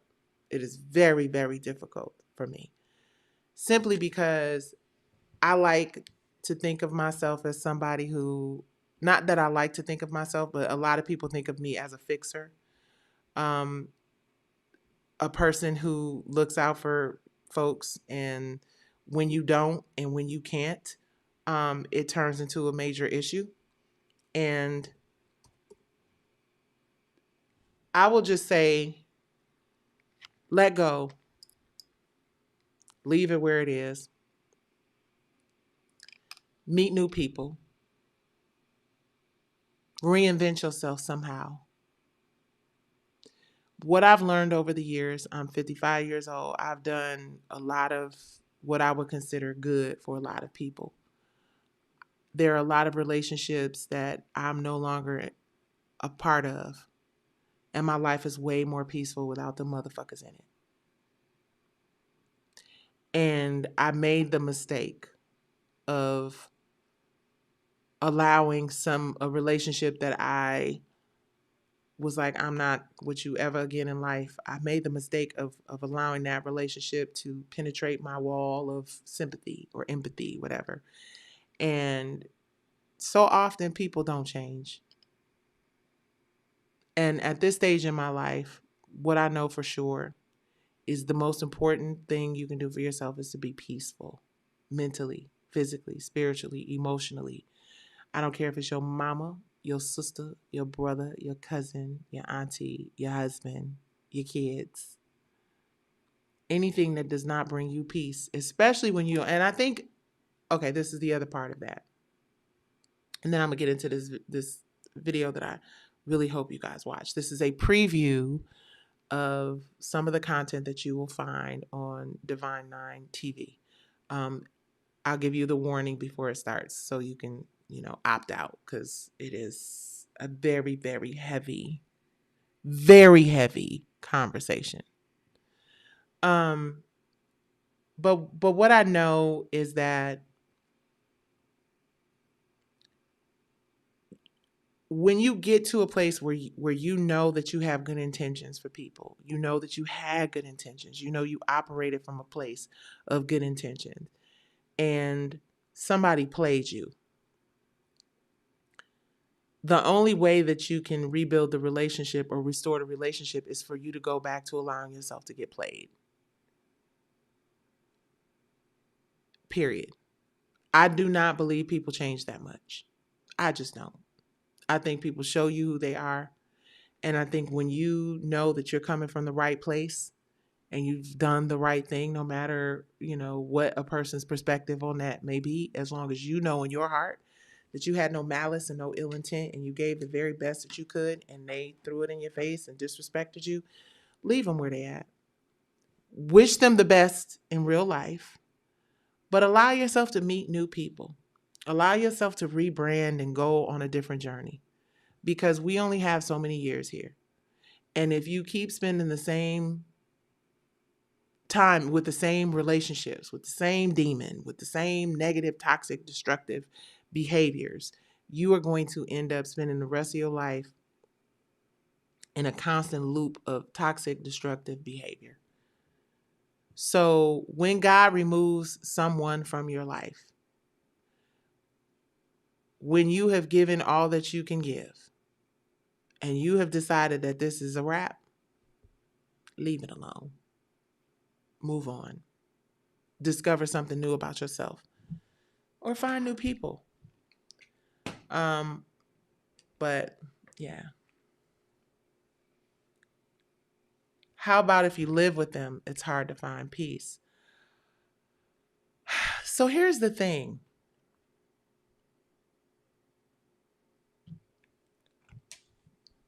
Peace is internal. Peace is not external. Peace lives inside of you. So you could encounter people every single day. If you don't have a choice but to be in the same household or at the same job or in the same environment, you have to find the peace within yourself. You have to find space in your own body, mind, and spirit to fill with something other than the feelings that you have about the people you have to see every day. Like you have to almost treat them like they're invisible and don't even exist. I'm not saying be disrespectful because you can always be respectful. Like I said earlier, making a point does not have to be a disrespectful gesture. Disagreeing with someone does not have to be a disrespectful gesture. And living in a household or in an environment with people that you don't fuck with doesn't have to be disrespectful either, especially if you have found a place of internal peace. It is an inside job. Self-confidence, self-love, all that self shit happens on the inside. So if you're distracted by external things, this says more about your inability to center your mind, right? I mean, listen, I meditate and pray and speak positive thoughts to myself. And myself say, and I say self. No, okay, let me stop. All right, you guys. I learned the hard way this year. Thought the man loved me the whole time he was a narcissist. And be planning your exit. Peace beyond priceless. I'm sorry, peace is beyond priceless and then some. Yep, absolutely. Baby, your peace is not worth anybody. No relationship. So, real quick, you guys, this is Domestic Violence Awareness Month. It is a very crucial time for us to have very hard conversations. I am a television producer who prides myself in sharing real, authentic stories, real, authentic conversations. I have been so preoccupied with October being the day that the Supreme Court decided on my writ of certiorari. Just a lot of things have been going on. I haven't had a whole lot of time to really amplify the voices of women and girls and men and people who have been victims of domestic violence. So one of the things that we're doing with Divine 9 TV, so real quick, Divine 9 TV is owned by the culture, led by the divine. The partnership model for this it is a streaming platform. For those of you who don't know, it is a streaming platform that we are launching a full app on in 2025. I'm sorry, 2026. And we're doing something real quick and dirty for y'all. Not quick and dirty, actually. Very inspiring and exciting. And I cannot wait to share more, and very R&B Divas related. Stay tuned. But some of the other content, you know how we talk about the fact that we can't be as transparent as we would like to be on some of these platforms because you got to say things like actual assault and stuff like that, you know, which is cool because it's they shit. So we got to act accordingly, right? But because I am so passionate about making sure that I share content and stories and information that help us grow, what you're about to see is going to be difficult for you to watch. Okay? It's going to take you on one of these. Okay? It's going to take you on one of these. It's 26 minutes of this. But the reason I want to air this tonight, and I will also air it separately from the live, but I want to share it on the live, and I want to share the disclaimer with you guys in advance. Sarah Stokes from Making the Band, many of you know, was on a show that I produced called From the Bottom Up. Also, a bunch of other really amazing women. The clip that you are about to see is a conversation between Dr. Stacey J. Johnson, who is a love and relationships coach, and Sarah Rivers, currently now, formerly Sarah Stokes from MTV's Making the Band. Sarah spent a lot of time in this industry in her life. I'm sorry, from the time she was 3 years old. She spent a lot of time suffering at the hands of some really horrible men. One of them is her father. This conversation that she's having that we're about to air now is about domestic violence, and it's about it is one of the most raw, trigger warning. Okay, don't say I didn't warn you. But it's so important, and it's important because some people very close to me, very, very, very close to me, have been victims of domestic violence, very serious domestic violence. In fact, I was in the hospital with somebody last night, just keeping it all the way real with you. And I create content that I hope inspires people who need to get help to get help. We can't always help the people closest to us. But if there is someone like Sarah, who is my shero, I'm so grateful for Sarah Stokes and her vulnerability, and Stacey, because Stacey is going to share something that's going to shock the shit out of y'all as well in this conversation.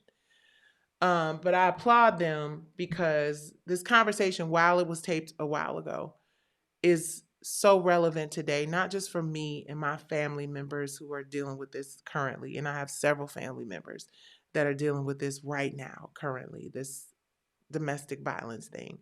But hopefully somebody out there watches this and finds the strength to get some help, or at least open up and have a conversation like the one we're about to see.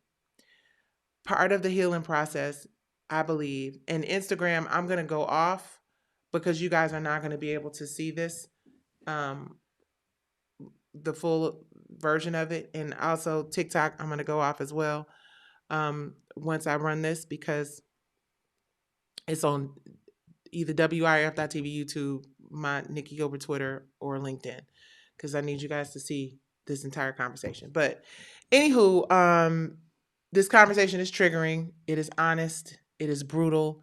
It is one of the many great storytelling moments that we will have on Divine 9 TV. Please go to divine9tv.com and register. That is our temporary landing page site, just so that you guys can, you know, be notified when our app launches, which it will be launching next month. It is not exclusive to Divine 9 members. However, when I think about what I feel like represents our culture in a positive way that allows us to share stories like this, I think about, you know, my Greek brothers and sisters and how they've lifted me and how they've lifted others in the community. I'm really honored to be a part of the Divine 9. Again, this isn't an official sanctioned Divine 9 thing.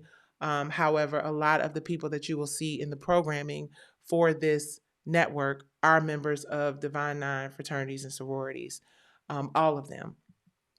And I'm just really grateful to have this opportunity to build a platform that I believe will help amplify voices in our communities and highlight conversations in our communities that really need to be had. So I'm going to stop being long winded. I'm going to drop this thing in. I'm going to stick around while you guys are watching it, just because I find it so powerful. And I hope you do as well. I hope that you guys will hit like, share, and subscribe. I hope that if you know somebody who's going through it, that you will direct them to this video. And I will make a shorter version of just this video by itself. So you ain't got to go through our whole hot topic section or whatever. But this will be featured, this entire season of From the Bottom Up series, all 3 seasons, 1, 2, and 3, will be featured on Divine Nine TV. Again, go to divine9tv.com. We are launching in November. I'm going to say goodnight to my TikTok family. Please come over to WRF.TV YouTube, because that's where you'll be able to watch it live. All right, you guys. Hold on. Good night. Love you guys. Wow, it was 900 of y'all on there. Okay, Jesus. And then I'm going to say goodnight to my folks over on Insta. You guys, please do me a kind favor, and come over to WIRF.TV YouTube channel and make sure you guys hit like on the way in.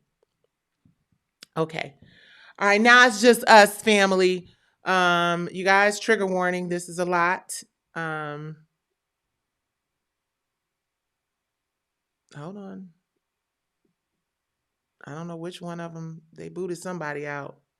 Oh, okay, that was Instagram. Okay, you guys, check this conversation out, and if anybody's still around, when I come back, we'll wrap this thing up. All right, this is about a 26-minute dialogue. It is a very, very, very, very, very important conversation on domestic violence in honor of Domestic Violence Awareness Month.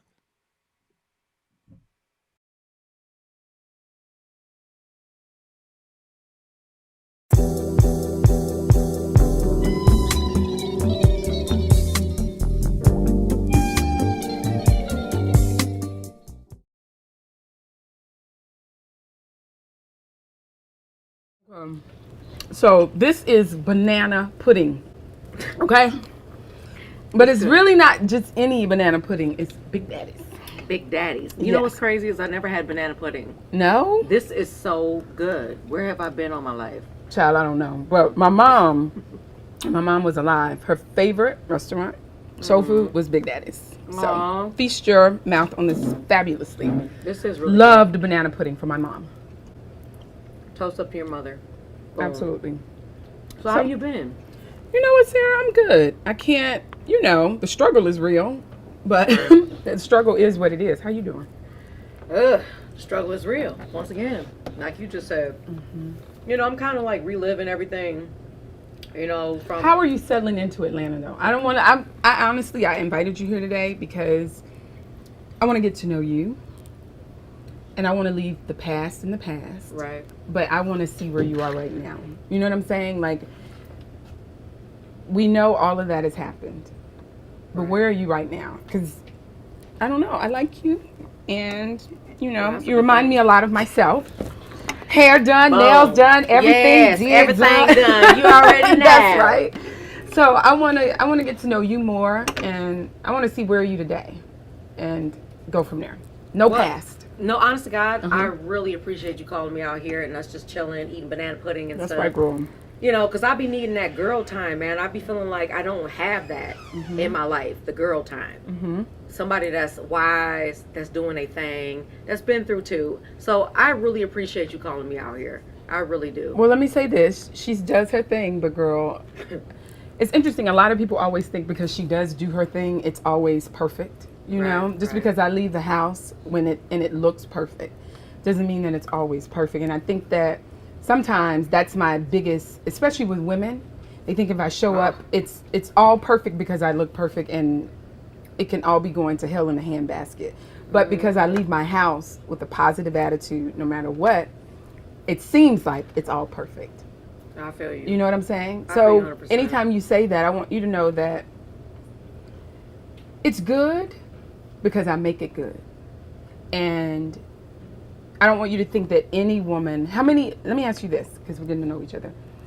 You have sisters Yes. that you're close to? Yes. Okay. My sister Velma, I love my sisters. Yeah. Okay. Do you have? Then you understand everybody goes through something, right? But you go through it, but then you have those people you want to call and just be like, you know what? This is what it is today. And honestly, this is what I want that to be for you today. If you Sorry. Cut. There goes that Coca-Cola. Oh God. Did I get it on you? Is it all over you? Yeah, I just be feeling like I need to let loose. But I feel what you're saying about the perfect thing. Always having to seem like you got to be perfect, man. And I'm just like sick of feeling like that. You know? But let me say this. It comes from somewhere. Yeah. Because even mine comes from somewhere. I always tell people mine comes from, my mother, my grandmother, always walking out of the house, appearing that everything is okay. But then even they had people that they would talk to and say, you know what, it's not okay. And I don't know, I want to be that person for you. Since you've been here. First of all, how you like that apartment, girl? I like the apartment, but, Okay. I love Atlanta, so it don't matter. Like, I'm having a good time just being here. I'm learning a lot, and I really Being appreciate. on your own, though. Yeah, I know. It's It's scary a little bit. I feel like I'm bored. I'm super bored, though. Like, y'all need to come get me a lot more. Because I be feeling like, man. Hold on. I'm just saying. Because she the single girl, I was about to say, you be the one. She writes books talking about dating 3 men. I don't know if you ready for that one. I know someone be like, wait a minute. Nah, wait. No, but honestly, I do need somebody to come and get me because I just seclude myself a lot. And Where's the relationship with Tony, speaking of? It's good. It's good. He's back at home taking care of Eva the Diva, and Gabby and everything. And like I said, we're still working on ourselves, but. When you say good, girl, though, let me say this. I coach girls. And those words, good, okay, it's chill. What does all that mean? You got me cracking my neck. I'm like. Yeah, real talk. What does all of that mean? Because I want us to talk to each other. And I want us to have a real conversation. And I just don't know when you say good, what does that mean? It's good. Like, just tell me. And am I being too much? Because I don't want to. No, okay. I mean, because I'm an honest person anyway. Okay. And I don't hide nothing. I mean, shoot, my junk been on TMZ, it's been everywhere. So, I mean, I just feel like me and him, like I said, we're working on each other. I'm working on myself. He's working on himself. And I don't want to give up 19 years of marriage, and just be like, okay, I give up. When I really do still love the guy. And I know he really loves me. So. But can I say this? And first of all. You about to dig deep. No, I just want to know, is it okay, Sarah? Because I don't want to. Is that okay? Yeah, that's. Okay. I told you, I'm truthful. Right. I don't even care. I just like my junk out there. 19 years. I get it. I understand it. But it has to be more than that. And it definitely has to be more than love. You see what I'm saying? Like, people think because I'm this single girl that, for me, commitment is way up here. My mother was married 5 times. And it has to be more than about the time that you're together. It has to be more than about love. And I think it's interesting. My mother always thought that she didn't teach me anything, but those 5 marriages taught me that. Commitment is way up here for me. And it has to be more than 19 years, and it has to be more than love. So what else is it? Shoot, it's love. It is what it is. But you say more than love, but. Let me say this. And Ike and Tina, they were in love. What do y'all, like, I be wanting to know what everybody thinks of me. Like, honestly, I be wanting to know what people's perception of me is. About our relationship. So I know you're a very straight up, honest person and, with all love and all that stuff. But sometimes I'll be like, what is everybody else seeing? Well, let me say this. I don't care about what they see. Right. Because I'm really here with you. And I'm trying to understand. And I'm trying to honestly say that it does have to be more than love. It has to be more than 19 years and it has to be more than love. The only way it's going to get to the 20th year, it has to be more than love. It has to be. I learned from this one guy. His name is Charles Johnson. He's a relationship coach. Dependable, inspiring, complimentary, and empowering or something. He calls that DICE. He said, is your man, he said, Stacey, you need to ask, is your man dependable? Is he inspiring? Does he compliment you? And to me, those are things that a relationship, some of the most important things that a relationship is built off of. It's not just love. And when I say Ike and Tina, I honestly hold that at a higher regard, because I feel like seeing them go through what they went to, and I'm not just talking about the domestic violence. I'm talking about a man and how he treats a woman. Right. You see what I'm saying? It has nothing to do right now, because I don't know that situation with you, and I'm not going to assume that you are living an Ike and Tina. Yeah, because that's not it. Everybody gets this perception like I'm not going to we just been that. the beat down, knocked down. And I'm not going to assume that you are, but I'm not going to assume that you aren't either. Right. But I know that it takes more than love, and it takes more than 19 years. So, you know, as the girl that honestly will give you, it's interesting with you. I brought this whole group together. I don't want to get emotional. I'm getting emotional. Whole group together, but I feel closest to you, because out of everybody else, I mean, we are the divas. We are the ones that are out here. No. We love it. Hair done, nails did, everything done. We gotta look good. We gotta smell good. We gotta, you know what I'm saying? So I feel like I can most identify with you, and especially you are me, much younger than what I am right now. Though she's still cute though. You still cute. Okay. But no, seriously. And I want to get to know you, but I want to tell you what else is it outside of the love, and what else is it outside of the 19 years, because the only way you're going to get to 20, it's going to take some way different than that. It's going to take him respecting you. Does he respect you? I don't know. I'm trying to get to know you. I know God. Yeah. I know God can do anything. I tell you one thing. Mm-hmm. I wouldn't even be sitting here if it wasn't for God. Mm-hmm. And that's the truth. If he can turn a crackhead into a preacher, mm-hmm. he can change a lot of stuff. And that's the truth, and that's the honest way I feel. Mm-hmm. But I be going through, man. I be feeling like I be needing people like you. I need somebody like you that I can talk to and stuff, because I be feeling like I'm going insane sometimes. Like something. I felt like I was going insane. Like something be wrong. And I'm like, Jesus, help me. What? We've all felt that way. Sarah, I mean, I have felt some things that if I walked out my house, people would not think I felt those things before. You know? My mom is passed. My dad is, when we want to talk about that. You know, I have an 84-year-old grandmother, and I have a sister, and that's really it. So it's not a lot of people I can call on, but guess what? I'm nobody's victim, and you aren't either. That's right. You see what I'm saying? I'm tired of being the victim. I'm not the victim, or I claim that right now. So I'm not the victim. What else is there outside of love in 19 years? That's all these people going to start looking at me like I'm crazy because I'm screaming at you now. Really, what else? I want to know, because I feel like if we started there, if we could see something outside of love and years together, that doesn't mean anything. But what else is it there with him that makes you want to say, God, this is what I want for the rest of my life? What else does he show you? He has to show you something. You know what? I feel like he had to come into the marriage. Like, it's been some crazy stuff that's happened to me. Mm-hmm. And I know that his life hasn't been perfect either from child on up. But mm-hmm. I really feel like he has been there for me. He has been there for me through a lot of stuff, and he had to fight for me. Mm-hmm. Even if that means fighting my own dad. Mm-hmm. He had to fight for me. And honest to God, there's been a lot of stuff do you feel like that he has to deal with. But no, I don't feel like I owe him. I just feel like he loves me like that. Mm-hmm. Where, you know, you got somebody that's going to fight for you 100%. It don't matter if it's the daddy, if it's the brother, whatever the freaking heck, he's going to fight for you. And outside of that, how does he treat you? Honest to God, he treats me good. He treats me good, despite the mess that y'all have seen, that TMZ crap. No, despite I haven't, that, honestly, real talk, I haven't even seen it. Well, despite all the mess that everybody think, honest to God, I feel like he's a good dude. Okay. And he has treated me good, and he has taken care of me. And I don't know. I don't know what the future holds. Mm-hmm. I don't want to just like throw in the towel, though. I don't want to do that either. And let me say this. 19 years is hard, and I'm not judging that. I haven't been with anybody. The longest I've been with somebody was 4 years, girl. Okay. So, no, really, seriously. Really. That's a long time, though. But let me say this. I let go when people stop treating me good.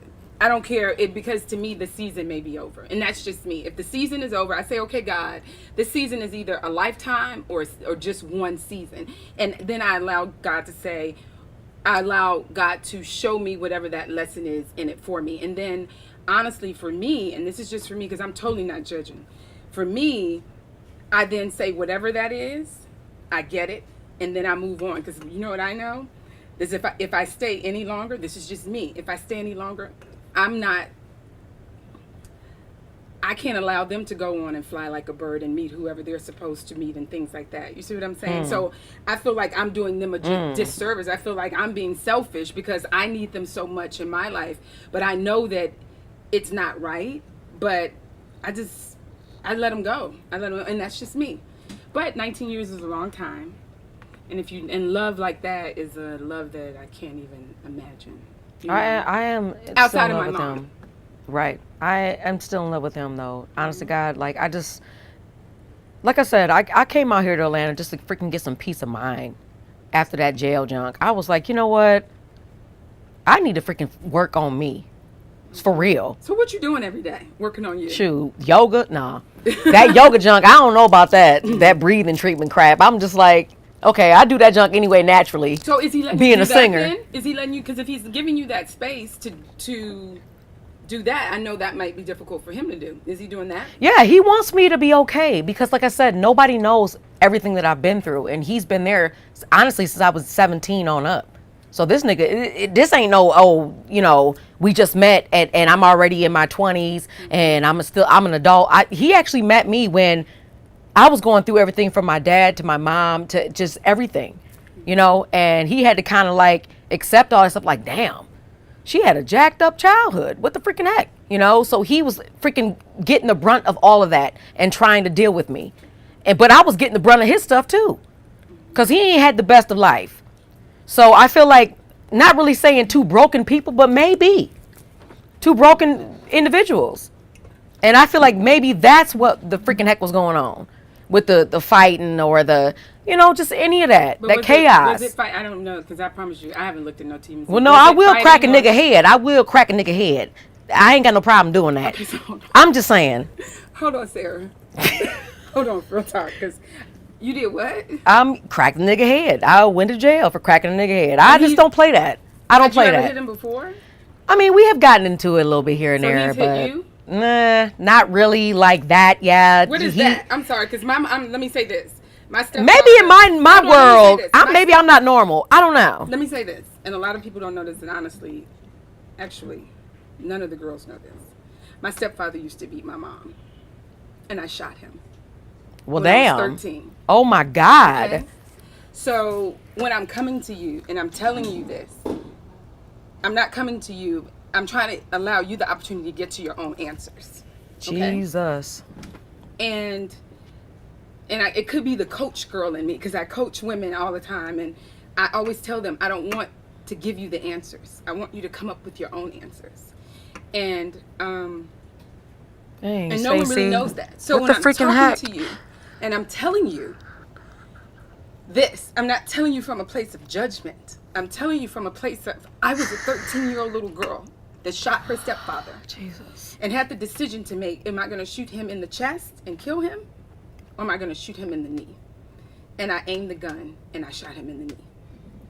So, again, being a 13-year-old little girl, seeing my mom go through that, is really why I'm here with you today. And I really didn't want to give you that answer. I really honestly didn't even want to share that with you. But I didn't want you to think that I'm sitting up here from a very judgmental place for you, because I'm your little girl, if those things are going on, watching her mom go through that. Right. And I was hoping that whatever it is you're going through, without me even sharing it, that you would just really be real with me. I'm serious. Because Jesus. and hold on, he ended up back in the house with my mom because she let him back. Okay? So when you say it's good, and when you say, we've been together for this amount of time, and I love him, 19 years, I'm trying to get to really what is at the heart of that. Because to be a 13-year-old little girl having to grab a .45 to shoot their stepfather because he swung and hit my mom, hit the glass. And I'm then to stay on the phone with my grandmother every time after that because he continued to beat her so that I wouldn't go in the room. That's what I'm trying to really see without being judgmental. And Okay, my so- mom loved my stepfather. He's actually the father of my little sister, 28, who is my heartstring. Okay? So, what makes it good? When you say he's good, what makes it, you know, he did this for me. You know, he took me out of this. He took me out of that. He did this. Okay, so that's great. That's wonderful. That's... Tony isn't here, but he gets a hand clap. But at the end of the day, what does that mean today? What does that mean? What does that mean to your kids? What does that mean? I had to sit there. I'll never forget this. I was 13 years old, and the cop said to him, did he want to press charges? Motherfucker, excuse me? I just shot this nigga because he was hitting my mama. Does he want to press charges? Who the fuck, where they do that at? I'm 13 and could have gone to juvenile. My whole life would have been different. I feel you on that. I was in jail for saying I'm the one that doing the domestic violence. I feel what you're saying. So I ask you, what does good mean? What does all of that mean? What does he was here when I was 19? He did this. What does all that mean right now? You are smart. You're beautiful. You have a Y'all good can make you're me talented. mad. Like, what does all that mean? I'm not saying I'm here to like talk bad about him. I'm not here to break up the relationship, but I'm not here to compare you. I'm really not. What does that mean? I don't know. I just want to make things work. I love You him. can't make things work, Sarah. My mom tried to make things work. I was a little kid when he was continuing to kick my mom's ass. I was still in my room, and guess what? I wanted to go in and help my mom, but guess what happened? I stayed my ass in the room because my grandmother was like, shit, ain't no telling what might happen next time. You really might be going to juvenile. And I cried through that. We feel like we're helping each other. You feel like you're helping the family. Yeah, but I be feeling like I'm not, like, I be messing stuff up too. Like, you know what I'm saying? I'm not 100% perfect either. So I feel like everyone's always talking about this domestic violence thing, and it's driving me nuts. Because we really do love each other. The thing is, I just feel like I am damaged. I feel like I've been just damaged. And I don't know how anybody can just freaking deal with me. I don't even know myself sometimes. You know what? Hold on. Come here. You know what? First of all, you're not damaged. Let me tell you something, Sarah. Last year, damn, I'm sharing everything with you. God damn. Oh my God. Girl, I'm just sharing. I need some help. Last year, I had something that I believed in, my conference. And I couldn't find sponsors. I just couldn't. And I spent every penny I had. I felt, okay.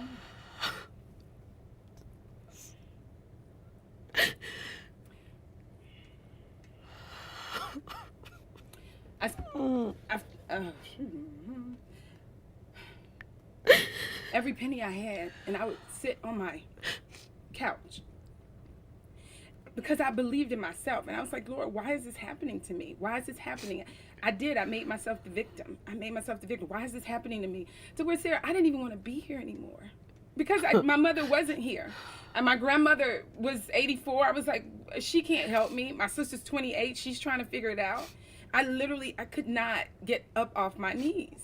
You walk outside the next day, and then you decide, because then you got to get up off your knees and you got to go outside because you got to help Stacey, you got to make it happen, you got to do this, you got to do that. You got to be perfect. Yeah. But guess what?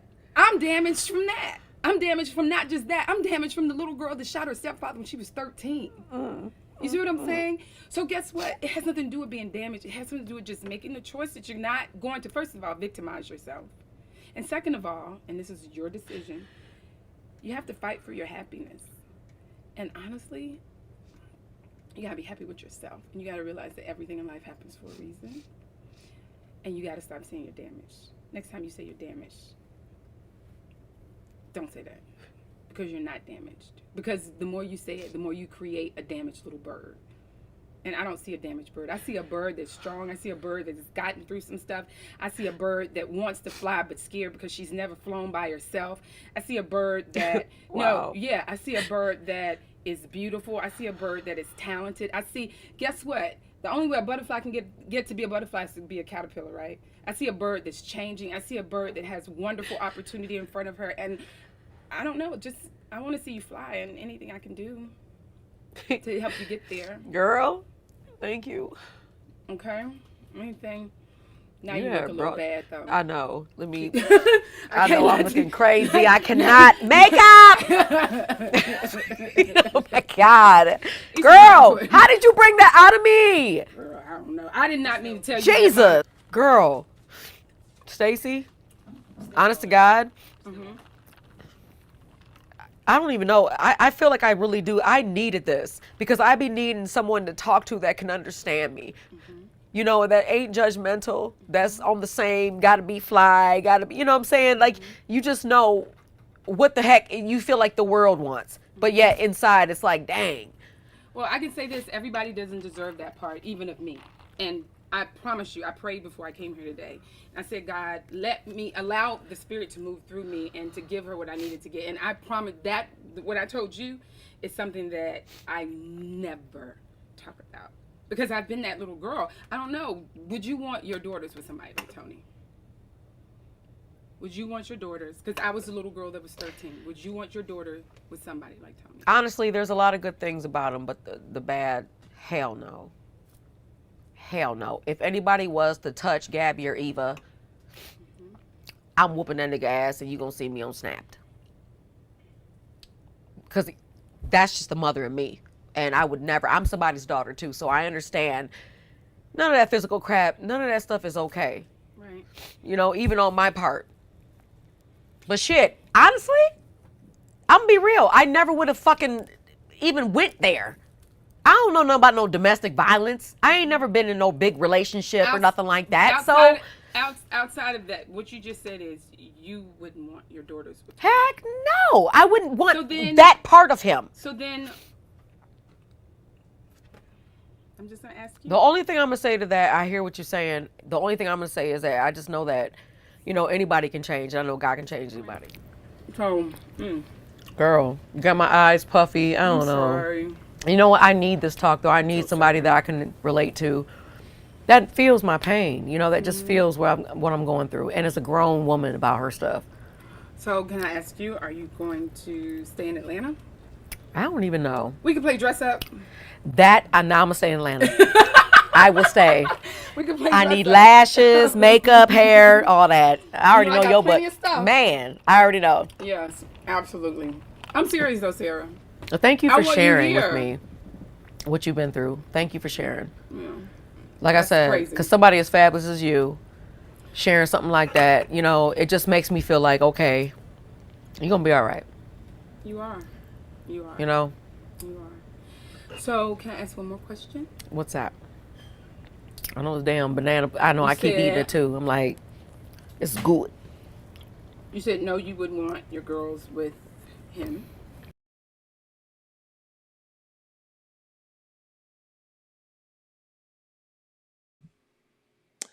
Hey guys. Hey guys. Hey guys. Yeah. We got a little stall, but yeah. Wow, looking back at that conversation, I'm just grateful. I'm just grateful that Sarah and Stacy were as transparent and real as they were. Like I said, the reason I was compelled to share this is because I have a few loved ones, a few loved ones who are right now going through domestic violence situations. And some of them, you know, have been in relationships for years, and some of them is relatively new. And it's just, I think the way we heal each other is to be authentic and honest and real and just share stories so people don't feel like they are alone. So at the end of that, it was a link for, I want to be sure to share this. Hold on a second.